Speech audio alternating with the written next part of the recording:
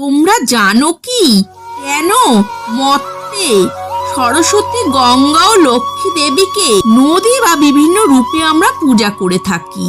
জানতে হলে আমার এই কাহিনীটি স্কিপ না করে দেখো তোমরা। বৈকুণ্ঠে ভগবান নারায়ণের 3 পত্নী গঙ্গা, লক্ষ্মী ও সরস্বতী একবার এক বিবাদে জড়িয়ে পড়েন। একদিন নারায়ণ গঙ্গার দিকে একটু বেশি মনোনিবেশ করে ফেলেছিলেন। তাই দেখে দেবী সরস্বতী ঈর্ষা ও রাগে গঙ্গাকে তিরস্কার করেন। গঙ্গাও রেগে সরস্বতী দেবীকে অভিশাপ দেন। সরস্বতীকে পৃথিবীতে নদী হিসেবে অবতরণ করতে হবে। সরস্বতী দেবীও শান্ত থাকেননি, তিনিও গঙ্গা দেবীকে উল্টে অভিশাপ দেন। গঙ্গাকেও মর্তে নদী হয়ে যেতে হবে।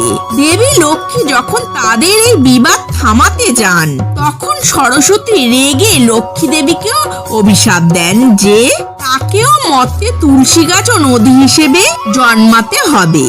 এই বিশৃঙ্খলা দেখে ভগবান নারায়ণ সেখানে উপস্থিত হন এবং সবকিছু শান্ত করেন। তিনি অভিশাপগুলো তো পুরোপুরি ফিরিয়ে নিতে পারেন না, তাই তিনি সেগুলোকে একটি নিয়মের মধ্যে বেঁধে দেন।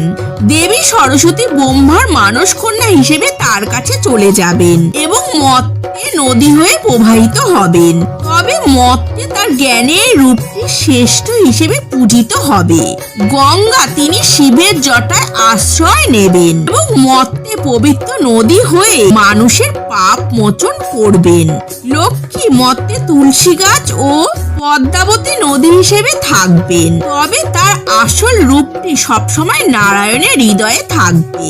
এইভাবেই লক্ষ্মী, সরস্বতী ও গঙ্গা মর্তে নদী হিসেবে প্রবাহিত হন।